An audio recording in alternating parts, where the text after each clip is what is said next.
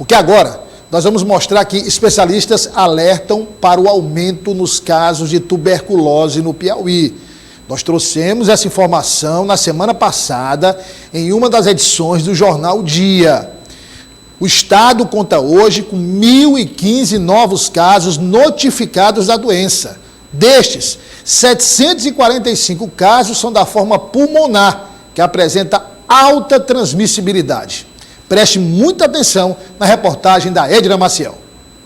O tratamento da tuberculose é longo, 6 meses, o que faz com que algumas pessoas desistam do tratamento antes da conclusão. Outros fatores também contribuem para a dificuldade da identificação exata pela Secretaria de Saúde de quantas pessoas estão com a doença no estado e tem a possibilidade de transmitir para outras pessoas. Só no ano passado foram notificados 1.015 novos casos da doença. A dificuldade desses registros está na subnotificação e também na redução na procura da vacina, que evita a forma mais grave da doença. A BCG? Dentro do ano de 2021, vale lembrar que, por ser uma doença crônica, o tratamento é longo, todo gratuito pelo SUS durante os 6 meses. Lembrando que durante 15 dias de tomada tem uma falsa impressão de uma cura e isso pode levar ao abandono e surgimento de cepas resistentes com relação aos fármacos da medicação da tuberculose. Temos a BCG, que é dada ao nascer, e aí, diante dessa realidade, a gente sabe que não é só o estado do Piauí,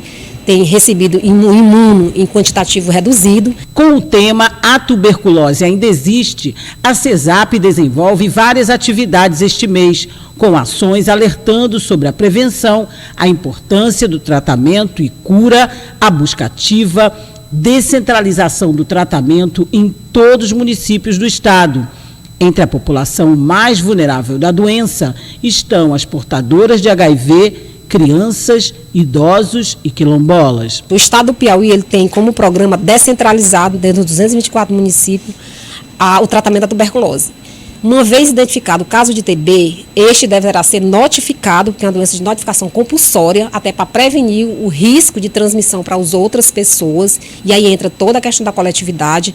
Todos os municípios estão empenhados em relação à busca de sintomático respiratório, a identificação precoce deste e a quebra da cadeia de transmissão da doença. Febre, perda de peso e sudorese noturna são alguns sinais, e o principal deles é uma tosse insistente por mais de 2 semanas.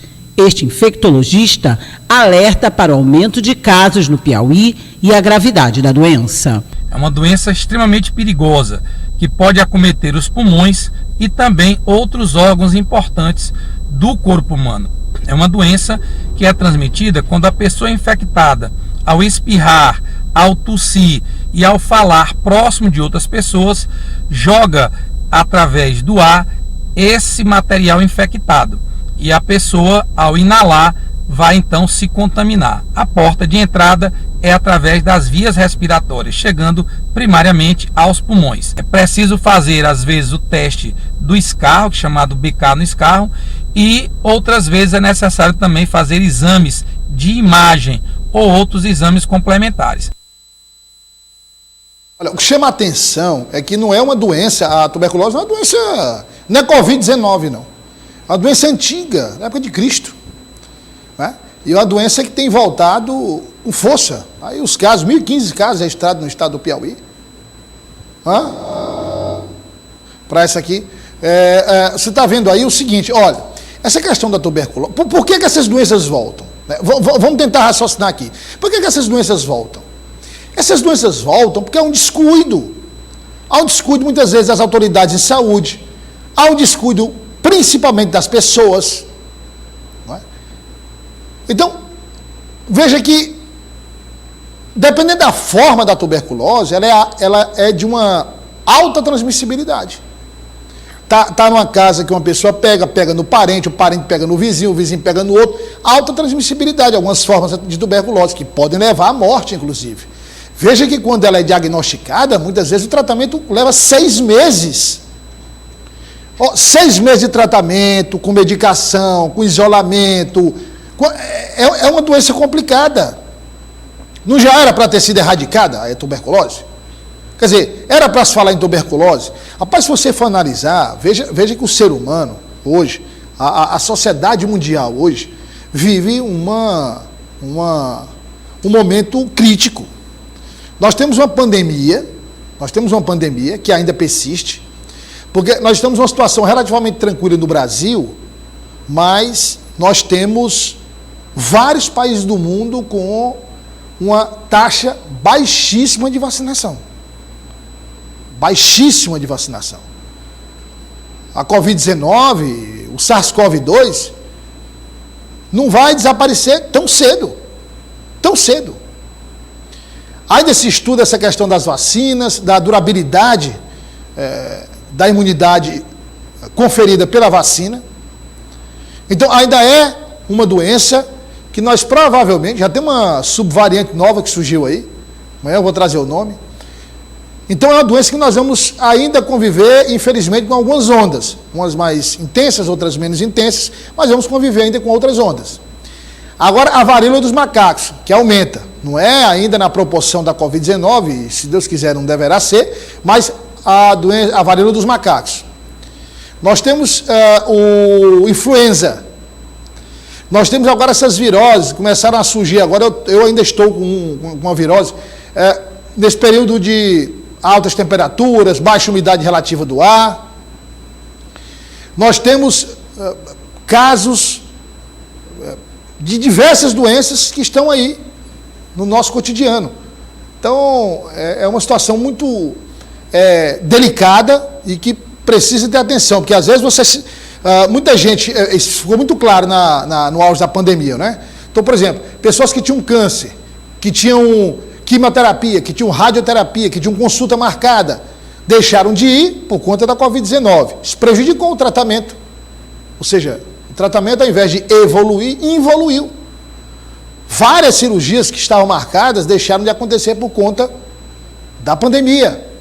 Hoje nós temos uma fila quilométrica, por exemplo, no HUT, no Hospital Getúlio Vargas e outros hospitais do Piauí, muito por conta da pandemia, mas também por conta de uma série de outros fatores mais recentes, como medicamentos, como insumos. Nós temos filas quilométricas.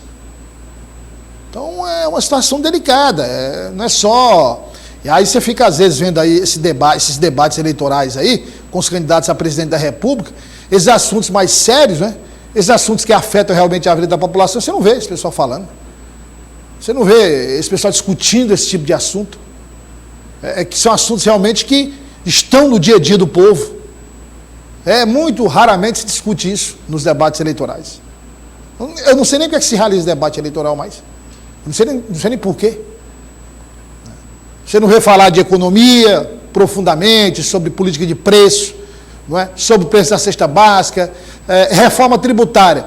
O máximo que se fala é em reforma tributária. Ninguém diz como é que vai ser feita a reforma tributária. Porque aqui nenhum candidato a presidente da República aparece fazendo, sabe o quê? Propondo um corte de impostos. Não, vou cortar os impostos. Minha proposta aqui é reduzir a carga tributária. Não fala. Reforma administrativa, meu Deus do céu, tocou no assunto da reforma administrativa, o mundo se acaba, porque tem uma casta privilegiada do serviço público brasileiro que ganha um absurdo de dinheiro e que não pode ser tocada. Reforma previdenciária é só pau nos pobres, naqueles que ganham menos. Entendeu? Porque quem ganha mais paga privada, paga previdência privada, não é? Aí ontem eu acompanhando o debate, ficou uma briga, um dizendo que era Bolsa Família, outro falando de Auxílio Brasil, um falando que era R$400, outro que é R$200, que bancada votou, que não votou. Isso não interessa a população, não interessa. Isso aqui que você está vendo aí, o nome, todos juntos contra a tuberculose, isso aqui interessa. São pessoas que estão sofrendo, são pessoas que estão morrendo. Entendeu? É difícil, o Brasil é difícil. Mas o povo não se exempla.